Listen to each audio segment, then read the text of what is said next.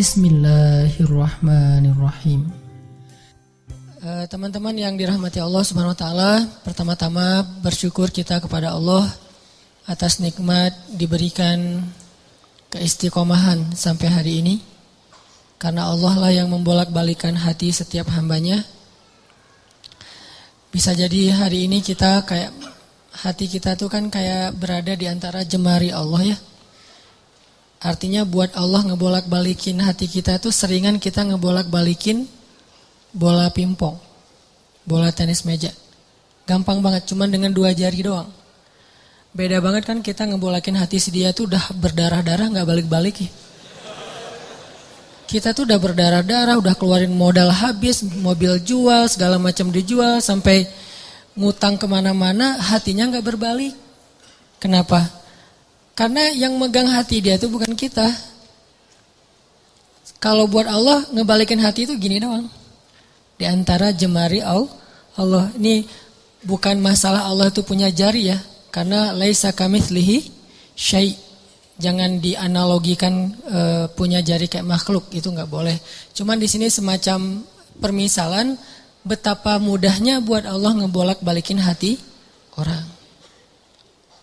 Orang yang mungkin gak pernah kebayang dia bakalan masuk Islam, yang kebayang oleh yang lain tuh dia bakalan mati dalam keadaan memusuhi Nabi itu, malah ternyata dengan mudah Allah balikan hatinya justru di hari ketika dia pengen bunuh Nabi. Di hari ketika dia bawa pedang tanpa sarung. Kalau bawa pedang pakai sarung itu masih labil. Bunuh gak ya, masukin lagi, keluarin lagi kan ya. Ini gak pakai sarung, artinya udah mantap banget nih pengen bunuh Nabi. Gak akan dibawa pulang tuh pedang, kecuali ujungnya udah berdarah. Di hari ketika dia pengen bunuh Nabi, di hari itu juga Allah tunjukkan keajaiban. Allah tunjukkan kebesarannya. Allah gak mau bikin Umar masuk Islam pas lagi normal, itu gak keren. Ceritanya tuh kurang klimaks. Ini pinter hebatnya Allah ya. Allah kan maha hakim, bijaksana banget. Bikin cerita tuh yang kalau ditonton, diceritain, dibahas tuh enak gitu. Kalau terlalu garing, flat kan agak-agak gimana ya, bosan ya. Kayak ada film yang thriller gitu tentang pembunuhan. Udah udah 2 jam kita nonton, belum jelas ceritanya kan gak enak nih. Gak ada klimaksnya. Nah ini dibikin klimaks, justru titik baliknya itu di posisi yang paling nadir, yang paling sulit. Posisi ketika dia mau bunuh Nabi malah dia dapat hidayah. Segampang apa? Segampang ngebolak-balikin bola pingpong dengan 2 jari. Mungkin lebih ringan dari itu. Bukan mungkin, pastinya. Jadi alhamdulillah Allah masih menetapkan hati kita dalam keislaman, masih menetapkan hati kita untuk mencintai majelis-majelis surga. Bukan berarti di luar itu majelis neraka, bukan ya. Enggak, kita kan prinsip saya mah respect each other, no judgment, kan itu prinsip saya. Jadi saya kalau ngebahas kebaikan enggak ada maksud menyinggung ke yang lain bahwa itu buruk, enggak. Cuman mencintai majelis ilmu itu salah satu majelis yang luar biasa loh. Malaikat aja cinta, apalagi kita. Artinya malaikat itu enggak punya modus apa-apa kan mencintai majelis ini. Enggak gara-gara malaikat datang ke sini terus malaikat dicatat sama malaikat lain, lu datang ya, gua catat nih. Enggak kan? Malaikat enggak saling mencatat lah. Malaikat kan mencatat manusia. Kalau malaikat saling mencatat kan ntar jadi ada transaksi gitu. Lo catat gua, ntar gua balas catat lo. Saling mencatat gitu kan. Berapa? 10. Udah tambahin deh nolnya. Kan 0 doang jadi 100 misalnya. Gak ada malaikat saling mencatat amal malaikat. Malaikat itu mencatat kita. Jadi gak ada modusnya malaikat datang ke majelis ilmu itu. Kecuali karena memang majelis ini emang baik. Malaikat itu nge-like bukan karena pengen di follow back sama kita. Gak butuh malaikat follow back dari kita. Kita yang butuh fallback dari malaikat. Apa untungnya malaikat di fallback sama kita? Gak nguntungin kan, biasa aja. Karena followersnya udah banyak. Jadi nambah 1-2 dari manusia tuh kayak gak ngaruh gitu. Kalau kita penting banget di fallback sama malaikat. Kenapa? Karena malaikat kalau nge-fallback itu pasti komennya itu kebaikan. Allahumma gfirlahu warham. Itu komennya malaikat. Ya Allah ampuni dia, rahmati dia, ampuni dia, rahmati dia. Jadi nguntungin kita. Malaikat yang gak punya kepentingan apa-apa, gak modus ngapa-ngapain, gak ada keinginan apapun, cinta dengan majelis ilmu, apalagi kita yang memang bermodus. Dan modus kita kalau karena Allah insya Allah namanya ikhlas. Modus kita pengen diingat wajah dan nama kita sama malaikat-malaikat. Nanti mereka akan bersaksi di akhirat. Dia itu ahli ilmu. Kedua, modus kita pengen dapat doa dari malaikat yang menaungi majelis ilmu. Ketiga, kita pengen dibangga-banggain sama Allah. Allah tuh ngebanggain kita di mana? Di Arasy sampai mention Jibril, @Jibril apa? Tuh gua cinta sama siapa misalnya di antara kita. Nama kita disebutin loh, di mention, di tag beneran itu. Kecuali nama kita mungkin nama yang agak-agak susah dibaca ya, terlalu banyak bahasa-bahasa asingnya. Kalau namanya standar-standar aja, Asep misalnya ya, apa gitu, itu insya Allah malaikat gampang nge-like-nya gitu. Makanya nama jangan susah-susah. Sampai kakek aja nggak tahu pas tanya, ini cucunya siapa namanya? Nanya ke anaknya, nama anak kamu siapa gitu. Saking susahnya nama anak sekarang. Jadi Allah tuh ngebanggain kita tuh pakai nama kita. Nama yang ada di KTP, nama yang ada di SIM. Kecuali nama-nama terlarang ya. Tapi kalau namanya masih wajar, KTP, SIM itu sama dipakai di langit. Allah nge-mention kita, terus dikasih tahu kepada Jibril. Jibril ngasih tahu ke malaikat. Malaikat ngasih tahu ke seluruh makhluk, ngedoain kita. Kan bermodus tuh. Jadi kalau malaikat aja nggak ada modus cinta dengan majelis ini, kayaknya kita punya alasan yang lebih kuat untuk tetap cinta. Dan ini salah satunya bimbingan hati dari Allah. Alhamdulillah. Kita syukurin terus biar Allah tambahin lagi, istiqomahin lagi. Setiap minggu, setiap bulan, setiap tahun sampai akhir hayat kita. Teman-teman yang dirahmati Allah, malam ini kita bahas tentang life goals. Kalau dalam bahasa ulama itu disebut dengan himmah. Salah satunya disebut dengan himmah. Apa kepengennya kita? Apa yang bikin kita happy? Apa yang bikin kita ngerasa hidup itu meaningful, bermakna? Ini namanya himmah. Mungkin kalau bahasa sederhananya life goals. Sebelum kita ngobrolin tentang masalah himmah, life goals ini, coba kita baca satu paragraf kecil di dalam surat Ali Imran ayat 35. Biar gaung tilawah kita itu makin menggetarkan arasy Allah dengan kebaikan. Surat Ali Imran ayat 35. Kita baca sampai ayat 37. Surat Ali Imran ayat 35 sampai 37. A'udzu billahi minasy syaithanir rajim. Silakan.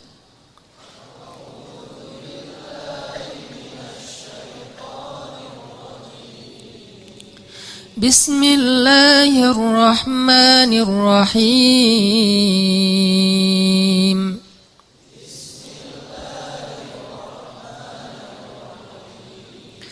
إذ قالت امرأة عمران رب إني نذرت لك ما في بطني محررا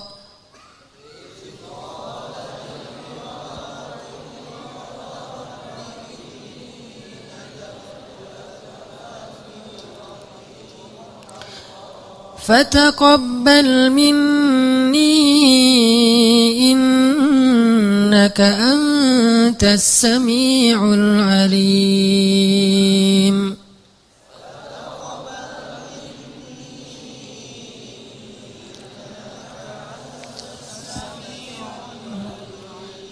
فلما وضعتها قالت رب إني وضعتها أنثى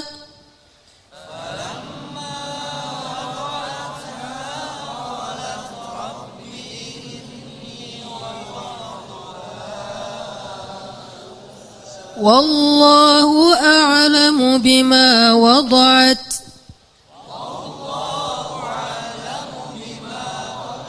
وليس الذكر كالأنثى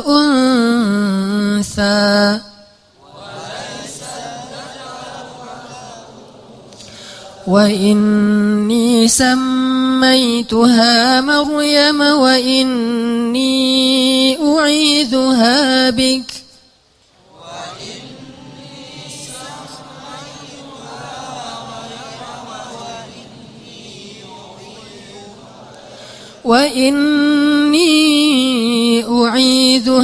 بك وذريتها من الشيطان الرجيم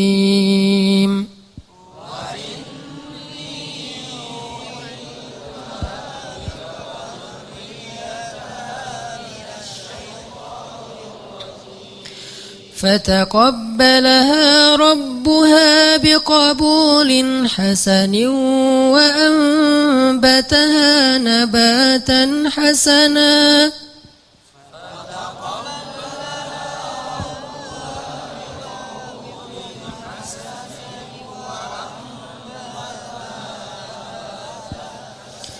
وكفلها زكريا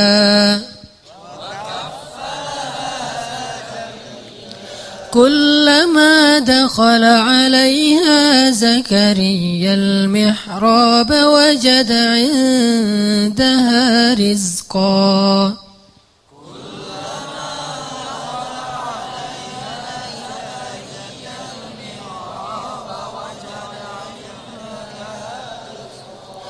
قال يا مريم أنى لك هذا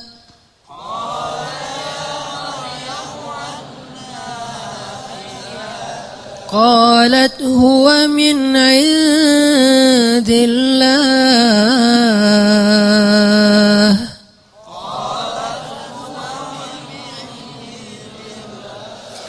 إن الله يرزق من يشاء بغير حساب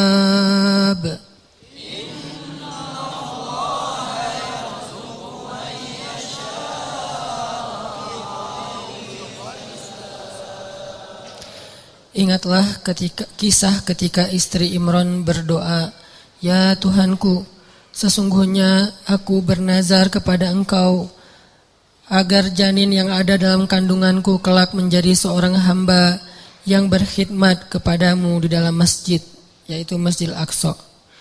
Maka terimalah nazarku itu. Sesungguhnya Engkaulah yang Maha mendengar lagi Maha mengetahui." Maka ketika ia melahirkannya, ia berkata, "Ya Tuhanku, aku telah melahirkan anak perempuan, sedangkan Allah lebih tahu apa yang dia lahirkan.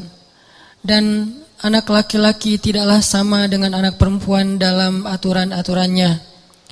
Dan aku memberinya nama Maryam, dan aku memohon perlindunganmu untuknya dan anak cucunya dari gangguan syaitan yang terkutuk."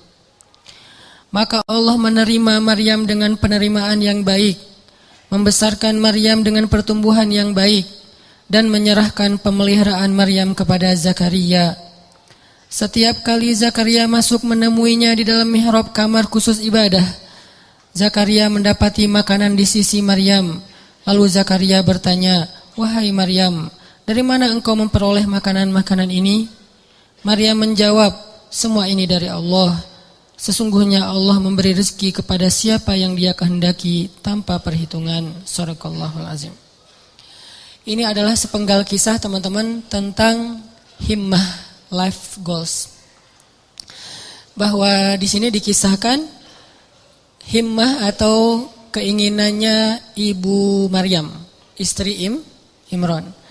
Dan by the way, Imran ini adalah salah satu simbol keluarga paling keren yang Allah rekomendasikan di dalam Al-Quran. Selain keluarga Nabi Muhammad itu ada dua keluarga lagi, keluarga Ibrahim dan keluarga Imran. Jadi kalau kita pengen niru, pengen jadi rumah kita itu seperti apa sih? Seperti rumah Nabi Muhammad, Baitun Nubuwah, atau rumahnya Ibrahim, atau rumahnya Imran. Salah satu dari tiga itu. Kalau bisa tiga-tiganya lebih keren. Dan Allah rekomendasiin itu di dalam Al-Quran. Allah telah innallaha astafa Adam wa Nuhan wa ala Ibrahim wa ala Imran alal alamin. Allah menjadikan mereka lebih daripada semua yang ada di dunia. dua keluarga ini, keluarga Ibrahim dan keluarga Imran. Bahkan sebagian ulama sampai berdebat, Imran ini nabi atau bukan. Sebagian mengatakan Imran ini orang solih, dan sebagian lagi mengatakan Imran ini termasuk salah satu di antara nabi, walaupun bukan rasul. Karena sebagian ulama mengatakan nabi itu ada 124.000, banyak, dan salah satunya ada Imran. Terlepas dari perdebatan status Imran, yang jelas dia adalah hamba terpilih. Dan Allah menikahkan Imran dengan seorang perempuan yang sangat solehah. Perempuan yang gak sembarangan perempuan. Yang dari bibit yang luar biasa ini nanti muncullah keturunan-keturunan yang luar biasa, hebat, menyejarah. Sampai Al-Quran aja nyebut mereka, nyebut namanya, nyebut kisahnya, nyebut keutamaannya. Itu keren banget. Dan tadi saya bilang by the way-nya apa? Istri Imran itu adalah adik kakak dengan istri Zakaria.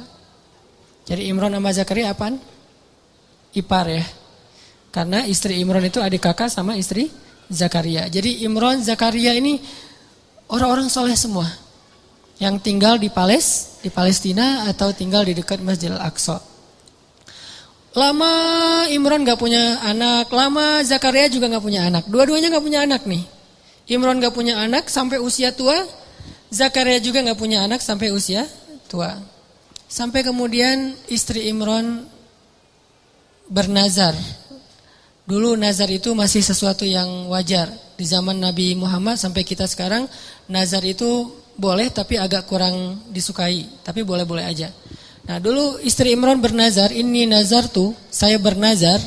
Kalau saya hamil, saya pengen punya anak laki-laki. Kalau dia jadi anak laki-laki, akan saya jadikan dia sebagai marbot Masjid Al-Aqsa.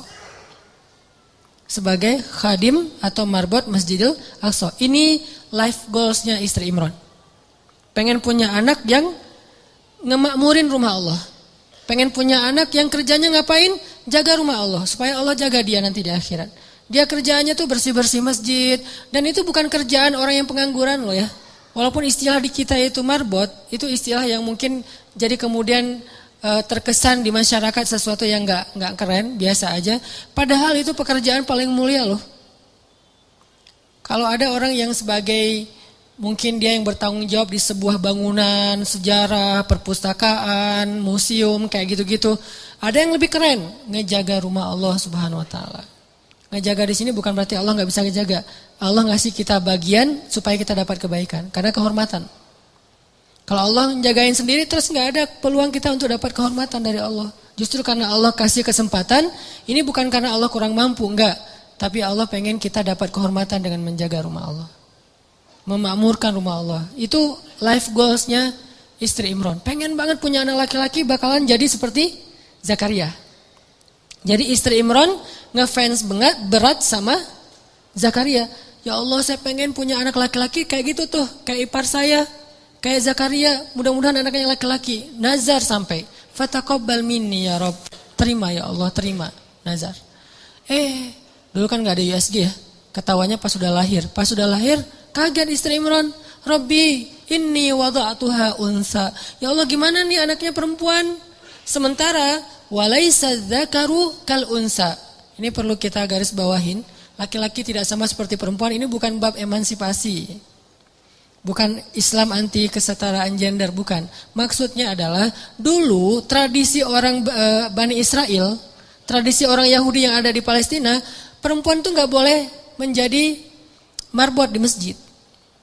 Perempuan itu nggak boleh belajar di dalam masjid. Perempuan itu nggak boleh bahkan masuk ke masjid kecuali terbatas sekali gitu.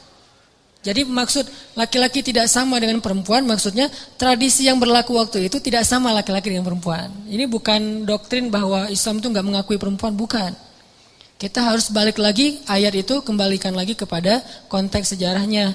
Makanya saya sering bilang, jangan menjudge sejarah dengan angle kekinian, pasti jadi salah paham.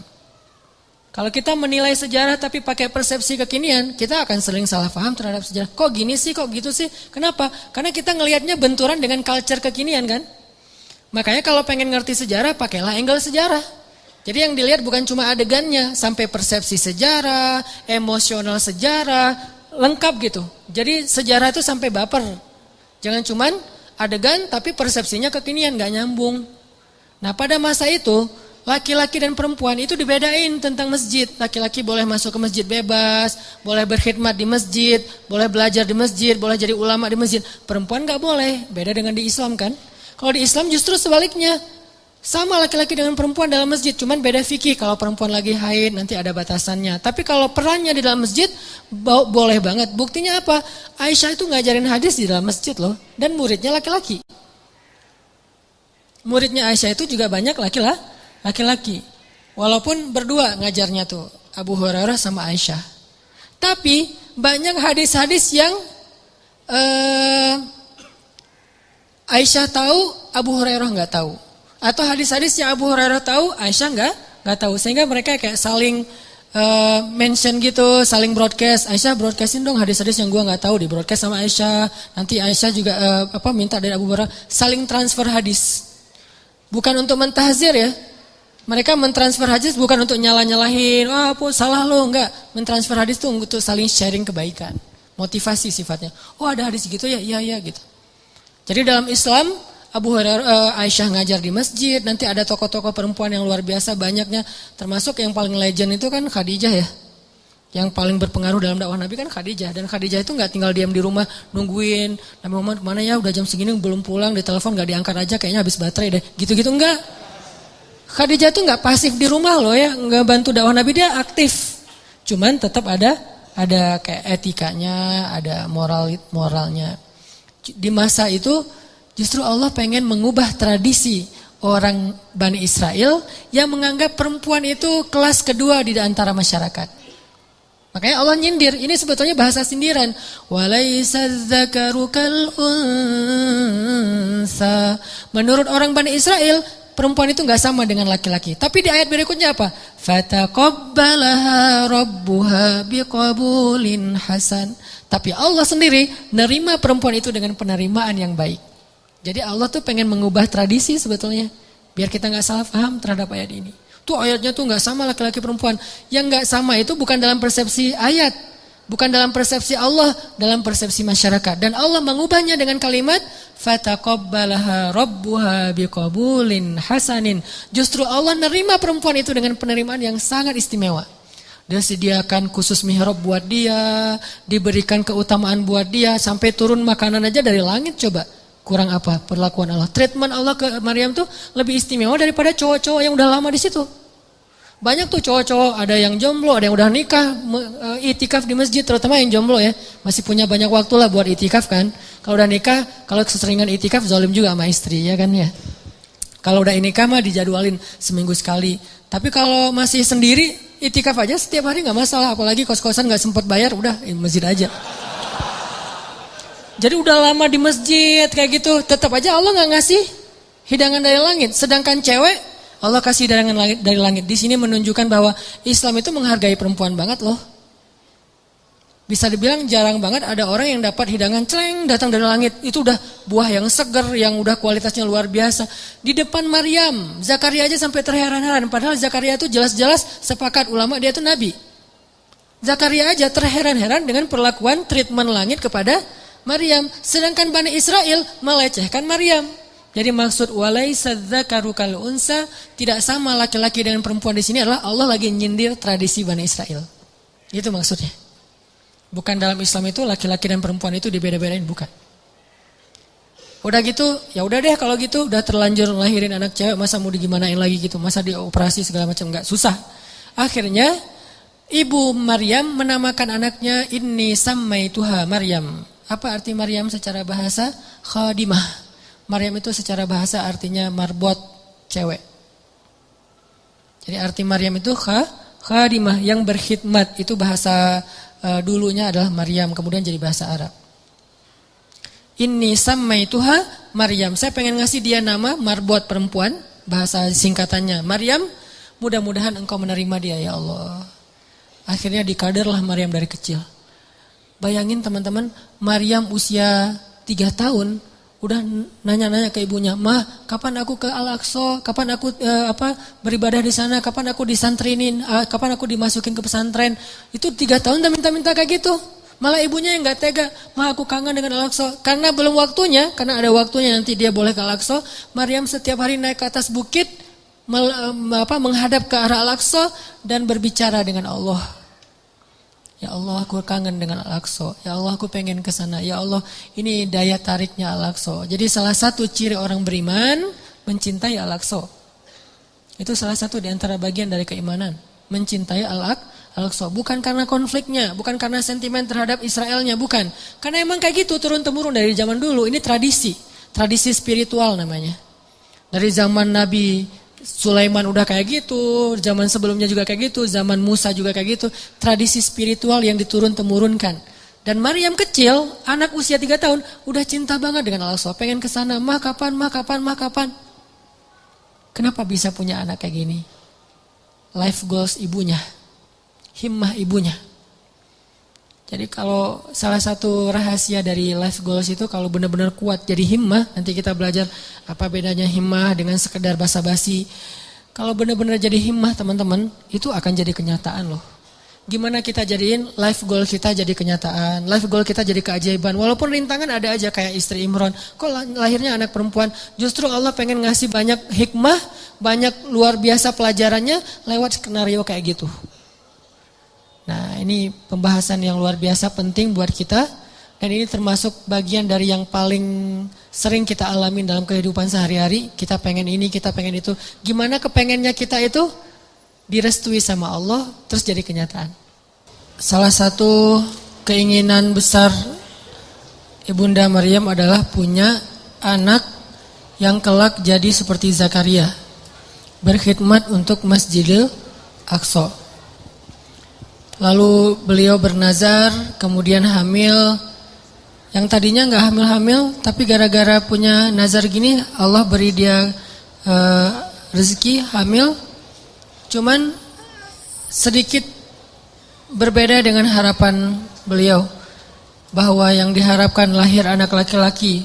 Soalnya bukan nggak mau anak perempuan, bukan, karena tradisinya nggak boleh anak perempuan berkhidmat di Masjid Aqsa. Jadi masih pakai mindset tradisi Bani Israel. Tapi Allah pengen mematahkan mindset itu, pengen mengganti tradisi itu dengan cara sengaja Allah setting lahirnya anak perempuan. Dan anak perempuannya juga bukan anak perempuan biasa. Menurut saya itu perempuan nomor 1 di dunia yang paling istimewa. Ada 4, Asia, Maryam, Khadijah, Fatimah. Nah 4-4-nya nih sempurna. Tapi kalau buat saya tuh cerita-cerita Maryam tuh luar biasa. Walaupun kita tidak mengecilkan sama sekali Khadijah dan Fatimah, dan itu luar biasa juga. Cuman kalau Maryam sampai nama surat Al-Quran jadi nama dia gitu kan ya. Kisahnya ada di surat Ali Imran, bapaknya juga jadi nama surat, saking istimewanya. Ini Allah setting kayak gitu, lahir anak perempuan, Maryam dari kecil udah solehah, solehahnya tuh kayak gift, bakat. Bukan solehah hasil didikan, tapi emang bakat. Kan ada orang yang bakat soleh, ada yang dididik jadi orang soleh. Kalau yang bakat soleh tuh, keluarganya gak ada yang soleh, justru keluarganya soleh gara-gara dia lahir. Jadi setelah dia lahir, berubahlah. Keluarganya ada yang kayak gitu kan, gift dari Allah ya. Mungkin doa-doa dari kakek buyut entah kesekian. Nah pas Maryam cukup umur, usia masih anak-anak juga tapi udah cukup umur, bukan lagi dalam asuhan, maka Maryam dibawa ke Masjidil Aqsa. Awalnya ditentang sama rabi-rabi Yahudi yang ada di sana itu ditentang. Karena ini menyelisihi tradisi mereka. Gimana wahai Zakaria kamu masukin anak perempuan? Ini aib buat kita, ini nggak boleh dan seterusnya. Akhirnya Zakaria meyakinkan mereka, membujuk mereka sampai Zakaria bikin SOP. Udah tenang aja, dia nggak akan ganggu kalian. Dia akan kita berikan mihrab sendiri.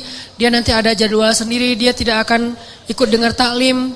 Jadi ada taklim di masjid, cewek nggak boleh ikut. Kalau kita kan menyediakan cewek justru di atas kita ya, masya Allah ya. Saking mulianya cewek itu di atas, kita di bawah. Cuman nggak boleh lihat ke belakang ya. Doain aja yang di belakang, mudah-mudahan tahu akun kita. Jadi cewek-cewek pada di atas. Kalau di zaman dulu Bani Israel justru cewek itu nggak boleh ikut taklim loh. Kalau ada yang bilang Islam itu anti perempuan, kesetaraan gender, emansipasi segala macam, enggak. Justru Maryam itu nggak boleh ikut taklim para laki-laki. Mereka buat taklim tafsir Taurat, hadis-hadis Nabi Musa, kan dulu tuh ada tafsir, ada hadis juga ya. tafsirnya kitab Taurat, hadisnya Nabi Musa, bahas sirah, bahas fikih, itu semuanya buat cowok-cowok. Ceweknya nggak boleh. Kalau Maryam dibolehin tinggal di sebuah mihrab dengan syarat dia nggak boleh ikut dengerin taklim. Dia murni cuma ngangkat-ngangkat air, naruh untuk orang berwudu, terus ngebersihin masjid pas orang udah pada bubar, gitu doang. Tapi subhanallah, banyak adegan ketika murid-murid yang cowok ini ujian, mereka nggak bisa jawab, Maryam bisa jawab. Karena Allah sendiri yang mendidik Maryam, bukan seorang ulama. Allah sendiri yang nge-treat Maryam. Jadi ilmu Maryam itu terkenal di antara mereka, sehingga diam-diam cowok-cowoknya malah banyak belajar kepada Maryam. Ini cara Allah mengganti tradisinya. Fataqabbalaha rabbuha biqabulin hasanin wa ambataha nabatan hasanan wa kaffalaha Zakaria. Diberikan tanggung jawab itu kepada Zakaria. Sampai suatu saat, ini Zakaria belum punya anak juga nih. Pengen banget punya anak, dan itu life goals-nya Zakaria, pengen punya anak. Tapi belum kuat. Arti belum kuat, belum utuh. Udah kuat tapi belum utuh. Dari sisi mana utuhnya nanti kita bahas. Terus suatu hari Zakaria lagi mau nengok ngejenguk Maryam di dalam mihrab. Mihrab itu kayak ruangan kecil gitu. Tok tok tok, assalamualaikum. Masuklah Zakaria. Tiba-tiba ngelihat Maryam lagi berzikir. Dan Maryam itu kalau zikir itu ngeri loh. Selain bekerja ngeberes-beresin masjid, sisanya ngapain? Zikir. Zikir terus, dan zikirnya itu lebih daripada orang tua yang udah soleh banget, ulama besar, lebih dari itu. Padahal anak SD loh. Saking solehannya Maryam, anak SD zikirnya ngalahin ulama-ulama, ketua ormas, founder ormas gitu yang keren-keren. Udah kalah lah pokoknya. Maryam banget tuh. Dia zikir, tidur sebentar, zikir lagi, zikir. Dan buat dia tuh zikir itu kayak kita main. Jadi banyak zikir dia teh. Tagline-nya bukan banyak main, banyak manfaat, gak jelas gitu kan. Banyak zikir tuh Maryam tuh. Subhanallah. Pas Zakaria masuk, ngelihat Maryam lagi berzikir, di sebelahnya ada buah-buahan dan segala macam yang nikmat-nikmat makanan, dan itu bukan bawaan dari Zakaria. Zakaria kaget. Ya Maryam, anna laki hadza? Maryam, kamu dapat dari mana ini? Kata Zakaria. Kan Zakaria itu sayang banget sama Maryam, lebih dari anaknya sendiri. Sejak Maryam kehilangan ayahnya, jadi yatim, maka ayah Maryam itu adalah Zakaria. Ya seolah-olah anak sendiri buat Zakaria. Dan Zakaria itu sayang banget sama Maryam. Maryam ini dari mana? Kata Zakaria. Huwa min indillah, kata Maryam. Ini dari Allah, wahai paman. Dan Allah yarzuqu may yasha'u bighairi hisab. Allah tuh kalau ngasih rezeki itu enggak pernah hitung-hitungan, gampang banget buat Allah, malah ceramah. Zakaria, oh iya benar, lanjutin ceramahnya. Tiba-tiba Maryam dapat 1 minute booster, dan Zakaria tuh ngeklik banget tuh dengan nge-like banget lah pokoknya. Itu benar-benar booster buat Zakaria. Sejak saat itu Zakaria cemburu berat kepada Maryam. Coba teman-teman perhatikan ayat 38. Itu ayat cemburu berat tuh. Hunalika da'a Zakaria rabbah qala rabbi habli min ladunka dzurriyyatan thayyibah innaka sami'ud du'a. Pada saat itulah Zakaria berdoa kepada Rabbnya. Pada saat apa? Pada saat Zakaria ngelihat Maryam ini udah keren banget. Ada adegan sampai dikasih makan dari langit. Zakaria udah gak tahan lagi, pengen banget punya anak kayak gini nih. Hunalik, pada saat itu di sana. Jadi kalau hunaka itu cuman di sana doang. Kalau hunalika di sana, dan pada saat itu ketika Zakaria terkagum-kagum tuh udah luar biasa kepada Maryam, hunalika da'a Zakaria rabbah. Saat itulah, di sanalah Zakaria langsung berdoa kepada Rabbnya. Rabbi habli min ladunka dzurriyyatan thayyibah. Ya Allah, beri saya keturunan kayak gitu ya Allah. Coba, kayak gitu. Saya pengen kayak gitu ya Allah, yang soleh seperti itu. Minta tetap anak laki-laki tapi solehnya kayak Maryam. Jadi minta anak laki-laki tapi teladannya anak perempuan. Coba, ini bukan hal besar soal laki-laki dan perempuan dalam Islam. Kadang teladannya laki-laki, kadang teladannya perempuan, dan itu hal yang bukan not big deal lah pokoknya. Ya Allah, beri saya anak laki-laki tapi sesoleh Maryam. Saya pengen banget kayak gitu tuh. Ini soleh luar biasa. Fataqabbal innaka sami'ud du'a. Akhirnya turunlah Jibril kepada Zakaria saat itu di ayat 39. فنادته الملائكة وهو قائم يصلي في المحراب أن الله يبشرك بيحيى مصدقا بكلمة من الله وسيدا وحصورا ونبيا من الصالحين. Salah satu di antara kelebihan Yahya yang disebutin di ayat 39 apa? Wahasuran. Hasur. Apa itu hasur? Hasur itu sifat cowok yang kalau di cewek itu namanya Azra. Kan julukan Maryam itu Maryam al-Azra. Apa arti Maryam al-Azra? Saint Mary. Itu bahasa Inggris yang diambil dari bahasa Arab. Saint itu artinya suci. Jadi Azra itu suci. Suci dalam arti apa? Gak pernah disentuh oleh siapa-siapa. Walam yamsasni basyaru walam aku baghiya. Saya itu gak pernah disentuh laki-laki dan bukan perempuan yang murahan. Jadi Maryam itu saking terjaganya, dia gak kenal laki-laki kecuali 3 orang yang kenal dekat. 1, bapaknya Imran. 2, pamannya Zakaria. 3, anaknya Isa. Jadi kalau kita periksa di list kontak handphonenya Maryam, cowok itu cuma ada 3 loh. Sisanya semuanya cewek. Kalau kita kan 50-50 sih. Bahaya banget. Atau lebih parah lagi, cewek tapi namanya cowok. Ini modus. Kalau Maryam, list kontaknya tuh cuma 3 doang yang cowok. Yang sisanya cewek semua, saking terpeliharanya Maryam. Nah kalau perempuan namanya Azra, kalau laki-laki namanya Hasur. Arti Hasur itu laki-laki yang sangat terpelihara, terjaga banget, nggak pernah bisa digodain. Kalau Yusuf hampir kegoda, kalau Yahya nggak bakalan sama sekali. Benar-benar terjaga. Sampai ada cewek yang jatuh cinta sama Yahya gitu kan? Setiap hari nge-like postingan Yahya, first like, komen kayak gitu. Yahya biasa-biasa aja, nggak di fallback sama Yahya. Lama-lama dia putus asa, vulgar gitu, nge-DM, fallback dong Yahya, nggak di fallback. Akhirnya dia teriak-teriak, ya, minta tanda tangan apa segala macam, minta apa kupluknya Yahya, minta topinya Yahya. Wah Yahya mah nggak diwaro sama Yahya, biasa-biasa aja. Lama-lama nih cewek patah hati, karena dia patah hati, akhirnya dia nekat. Nekatnya apa? Dia minta hadiah ulang tahun ke bapaknya, kepala Yahya. Ini bahayanya cewek di zaman dulu ya. Untung kita nggak hidup zaman itu. Kepedean. Siapa juga yang mau gitu. Itu ulang tahunnya si cewek, hadiahnya kepala Yahya dan diaminkan, dikabulin sama bapaknya penguasa gitu. Yahya lagi sujud, digorok kepala Nabi Yahya sama Bani Israel, diambil dan dihadiahkan ke raja. Nabi Yahya itu termasuk syuhada, salah satu nabi yang syahid. Sama kayak bapaknya juga syahid. Intinya mah Allah kasih persis kepada Zakaria, anak kayak Maryam, cuman beda dia laki-laki, yang itu perempuan. Tapi sama, yang satu Azra, yang satu lagi Hasur. Wahasuran itu asal usul dari istilah Hasur, kalau kita baca tafsir. Ini artinya teman-teman apa?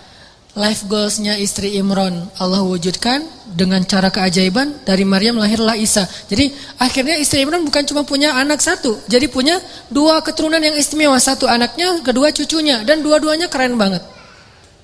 Isa. Dan Isa ini satu-satunya nabi yang ketika lahir tidak disentuh oleh, satu-satunya bayi yang ketika lahir tidak disentuh oleh jin.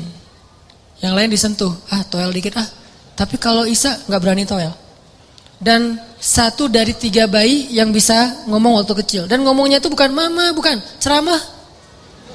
Bayi umur masih dalam gendongan ibunya nih, masih berapa bulan gitu, gak sampai berapa bulan lah, baru lahir banget, itu bisa ceramah. Yang tadi saya baca pas rakaat kedua, qala, berkatalah bayi Isa, Inni abdullah ataniyal kitaba wa ja'alani nabiyya wa ja'alani mubarakan aynama kuntu wa awsani bis salati waz zakah ma dumtu hayya wa barran bi walidati wa lam yaj'alni jabbaran shaqiyya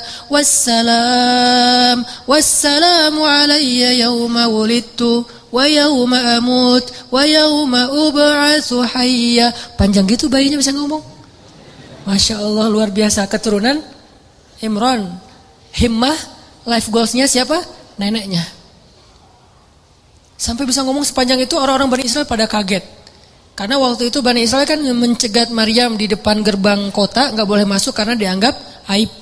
Seorang perempuan punya anak tapi gak punya suami, di luar nikah gitu. Padahal bukan di luar nikah, tanpa nikah kan. Gak punya suami emang. Dan gak punya pasangan, gak disentuh sama sekali oleh laki-laki, saking terpeliharanya Maryam. Mereka cegat, ya Maryam, laqad ji'ti syai'an fariya. Hai Maryam, kamu bawa masalah, kamu bawa aib, kamu bawa kayak kesialan kepada kota kami, gak boleh masuk. Ya ukhta Harun, wahai Maryam, wahai saudara Harun, maka na abuki imra'asau. Kenapa kamu hina sekali sementara ayahmu orang mulia? Wa ma kanat ummuki baghiya. Kenapa kamu perempuan gak terjaga sementara ibumu sangat terjaga? Dicela Maryam habis-habisan. Kata Allah pada Maryam, kalau kamu dicela, diam aja. Gak usah komen, gak usah balas, gak usah curhat-curhat di medsos. Diam aja. Ini nasihat Allah kepada Maryam nih. Jangan curhat di medsos. Fa imma tarayinna minal bashari ahadan faquli inni nadartu lirrahmani sawma falan ukallimal yawma insiya. Maryam, nanti kalau kamu di haters, jadi kan banyak haters di Bani Israel kan suka haters orang soleh gitu kan. Mereka nge-follow tuh bukan pengen dapat inspirasi, cuma haters doang. Ngintip dia lagi posting apa, diserang, posting apa diserang gitu. Akhirnya kata Allah, kalau kamu diserang, komennya nggak enakan, terus kamu dihaterin sama mereka, udah diem, nggak usah dibalas, nggak usah diapa-apain, nggak usah diblok, nggak usah dihapus tuh komen. Pengalaman. Terus diapain? Diam aja. Terus kalau diam gimana? Tenang, biar aku yang belain kamu. Jadi ketika seorang meminta bela dari makhluk, Allah nggak akan ngebelain dia. Ketika kita diam dan meminta bela kepada Allah, Allah akan belain kita. Kan terjadi di zaman Nabi itu ada dua orang bertengkar nih. Yang satu ngomel, teriak-teriak marah-marah. Yang satu lagi diam aja, dia sabar. Nabi dari jauh memperhatikan sambil tersenyum. Terus lama Nabi perhatiin, Nabi tadi lagi lewat nih.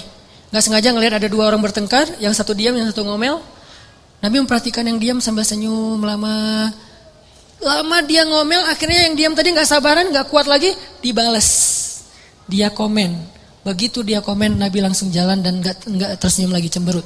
Sahabat bertanya, ya Rasulullah, apa yang terjadi? Kenapa Nabi udah berjalan sekarang cemberut? Kata Nabi, tadi ketika yang diam ini diam aja nih, dia sabar, malaikat mendoakan dia dan tersenyum untuk dia. Tapi begitu dia kepancing komen, malaikat pergi, maka saya juga enggak akan berada di situ, saya ikut pergi. Masya Allah. Jadi kalau kita dikomenin yang enggak enakan sama orang di medsos, diamin aja, biar yang nge-follow kita malaikat. Malaikat nge-follow kita banget tuh dan ngedoain kita. Tapi begitu kita kepancing balas komen, yang komennya itu sama-sama tidak baik isinya, keburukan, mencela dan segala macam, maka malaikat unfollow. Makanya Nabi juga pergi. Maryam disuruh diam. Lan ukallimal yaum insiya. Saya enggak akan ngobrol sehari ini. Diam aja, puasa ngomong. Walaupun itu syariat terdahulu bukan syariat kita. Terus orang-orang menghujat Maryam, habisin semuanya, dihabisin ke Maryam. Akhirnya Maryam itu berat banget pundaknya, diam. Maka Allah memberi dia ilham, kasih isyarat ke bayimu. Fa asyarat ilaih. Maryam diam juga makin menjadi-jadi. Akhirnya Maryam mengisyaratkan kepada bayinya, suruh ngomong dengan bayi saya. Tapi dengan bahasa isyarat. Fa asyarat ilaih. Mereka malah bertanya, qalu kaifa nukallimu man kana fil mahdi sabiyya. Ya Maryam, kamu udah gila. Ternyata kamu bukan cuma hina, bukan cuma rendahan, tapi gila juga ya. Kayaknya stres deh kamu. Masa kita disuruh ngobrol sama bayi? Langsung bayinya ngebelain mamahnya. Kata si bayi teh, ini mamah gua disuruh berbakti sama mamah gua. Apa kalian? Akhirnya pada takut.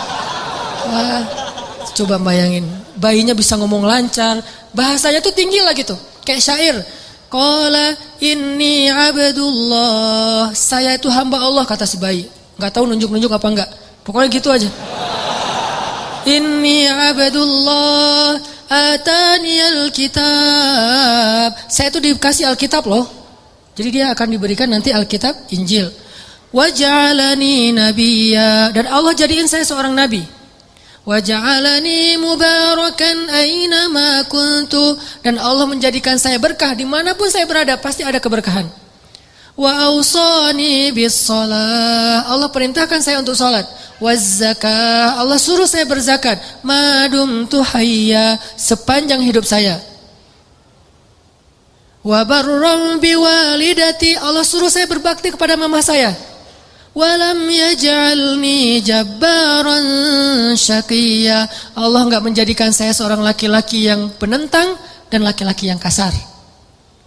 Wassalamu alaihi, keselamatan buat saya. Yauma wulidtu, hari ketika saya dulu dilahirkan. Wa yauma amutu, hari ketika saya diwafatkan. Wa yauma ub'atsu hayya, hari ketika nanti saya akan dibangkitkan. Bayangin bayi ngomong kayak gitu. Kita aja yang udah dewasa bingung mau ngomong. Mau ngelamar aja bingung mau ngapain. Calon mertua nanya, "Dek, mau ngapain di sini?" Saya juga bingung, Pak, ngapain? Bingung gitu. Saking labilnya. Ini bayi coba. Kenapa bisa gitu, teman-teman? Doa, himmah, life goals dari neneknya. Setelah kisah panjang ini, saya pengen nyimpulin sederhana aja. Gimana caranya kita kalau punya keinginan, punya himmah, punya goals dalam hidup kita, gak serumit istri Imran, hal sepele aja. Allah kabulkan, Allah restui, Allah wujudkan, bahkan dengan keajaiban dan surprise, kejutan-kejutan. Caranya 3.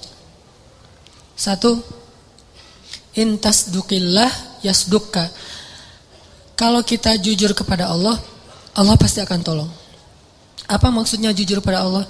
Kita kalau ada kepengen sesuatu, libatin Allah dong dalam kepengen kita, dalam niat kita tuh. Maksud libatin Allah harus ada karena Allahnya. Pengen nikah kenapa? Saya pengen masuk surganya gak sendiri. Pengen nikah kenapa? Saya pengen tahajudnya tuh ada yang bangunin. Walaupun akhirnya dia tidur lagi, gak apa-apa, yang penting gak bangunin. Pengen kuliah ngambil jurusan A, B, C, gak apa-apa, gak harus semuanya jurusan agama kan. Ada ilmu syariat, ada ilmu sains, dan dua-duanya itu bisa jadi ilmu dunia, bisa jadi ilmu akhirat. Karena ilmu akhirat itu bukan ilmu agama, ilmu dunia itu ilmu sains bukan. Ilmu dunia akhirat itu tergantung niatnya buat apa. Orang belajar sains kalau niatnya untuk suatu kebaikan itu ilmu akhirat loh. Makanya libatkan Allah dalam niat kita. Saya belajar desain karena saya pengen bantu dakwah lewat desain. Saya belajar fotografi karena saya pengen bantu dakwah lewat visual. Saya belajar A, B, C sampai Z karena saya pengen. Artinya libatkan Allah dalam proyek kita. Intasdukillah, kalau kita jujur dalam hal itu, yasdukka, Allah pasti bantu banget tuh. Makanya kenapa Allah ngasih keajaiban kepada istri Imran? Karena niatnya juga apa? Pengen berkhidmat ke rumah Allah. Tapi kalau pengen bangga-banggaan doang mungkin gak akan diwujudkan sama Allah. 1 tipsnya, kalau kita pengen life goals kita itu jadi banget, maka coba libatin Allah dalam niat kita. Dan tapi kan gak bisa bohong ya sama Allah ya.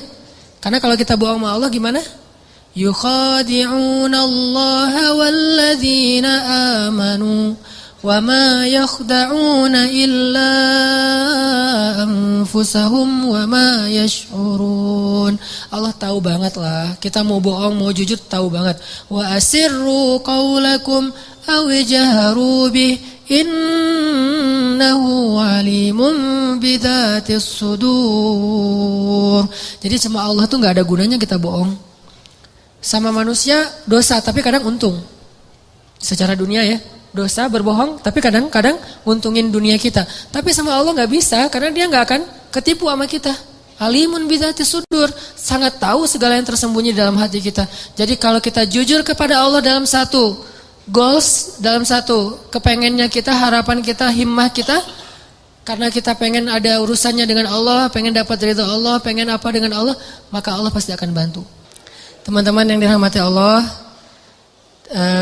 tadi ya yang pertama, kalau kita pengen life goals kita, kepengennya kita, harapan-harapan kita sebesar apapun, tetap mungkin banget untuk terwujud karena Allah gak ada yang gak mungkin di sisinya.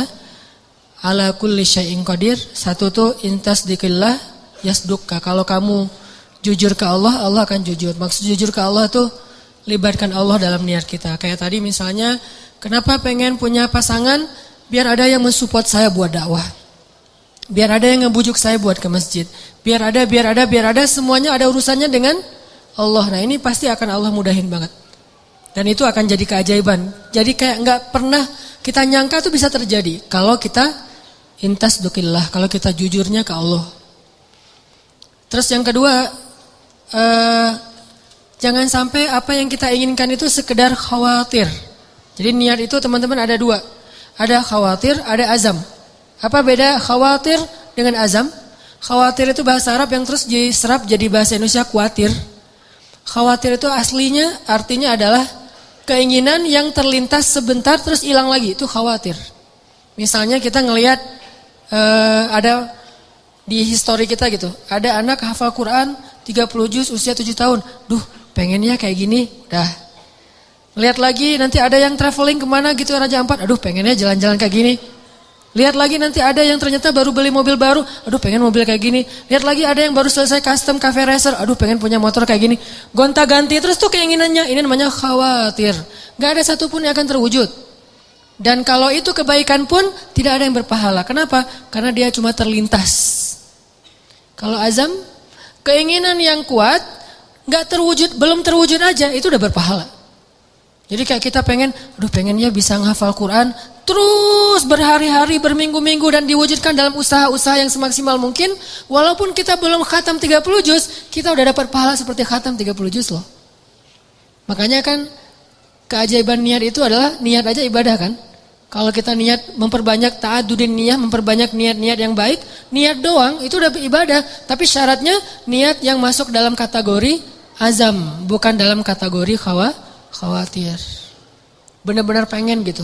Aduh pengen banget bisa umroh ketika ngelihat ada teman kita yang posting lagi di Masjidil Haram, di Masjid Nabawi. Aduh pengen banget setiap hari ngelihat kayak gambar tentang Mekah, Madinah, terus ngelihat orang-orang yang travel, terus kemudian daftar dan berangkat nganterin orang yang selamatan pengen umroh. Karena kita pengen, dan kepengen kayak gini nih kalau kuat di hati kita namanya azam. Belum terwujud aja udah seperti melakukannya. Dan insya Allah akan Allah wujudkan. Karena itu janji Allah, khawatir. Dan yang ketiga apa teman-teman? Yang ketiga itu saya lupa istilah Arabnya, dulu saya sering membahas cemburu. Cemburu kepada apa? Cemburu kepada orang yang kita jadikan kayak inspirasinya. Contoh Zakaria. Kenapa Zakaria bisa punya Yahya yang luar biasa? Karena cemburu kepada Maryam. Kenapa Imran dan istrinya bisa punya anak dan cucu yang luar biasa? Karena cemburu kepada Zakaria. Gitu. Jadi kita kalau pengen ada satu keinginan-keinginan yang pengen diwujudkan, karena cemburu berat dalam kebaikan ya. Dalam kebaikan, misalnya ngelihat teman kita bisa sedekah, bangun ini, bangun itu, segala macam, bantu anak yatim. Terus kita jadi cemburu. Ya Allah pengen banget bisa sukses secara bisnis, finansial. Karena tuh saya pengen kayak gitu tuh, sedekah. Oh, maka kalau kita jujur cemburunya, jujur ke Allahnya, Allah wujudkan.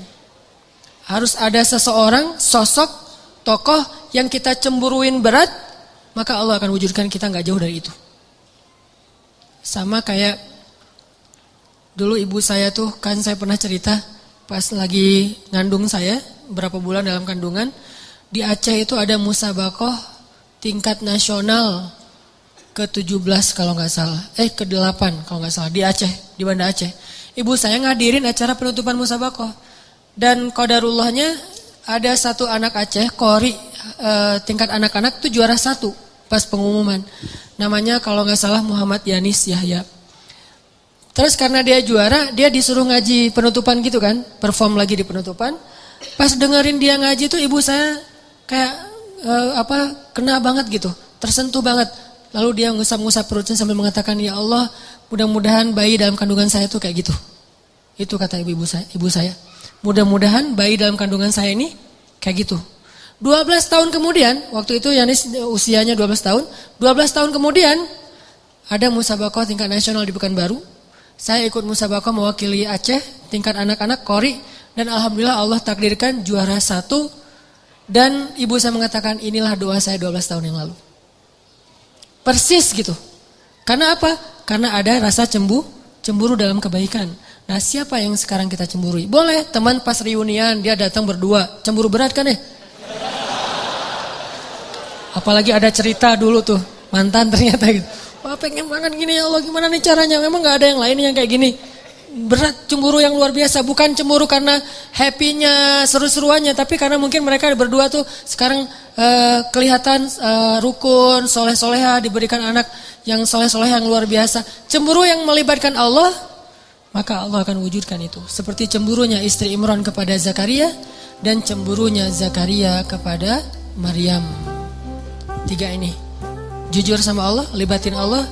Terus yang kedua, apa tadi teh? Oh ya, azam, jangan khawatir, keinginan itu harus kuat, jangan loncat-loncat, jangan ganti-ganti. Dan yang ketiga adalah cemburu.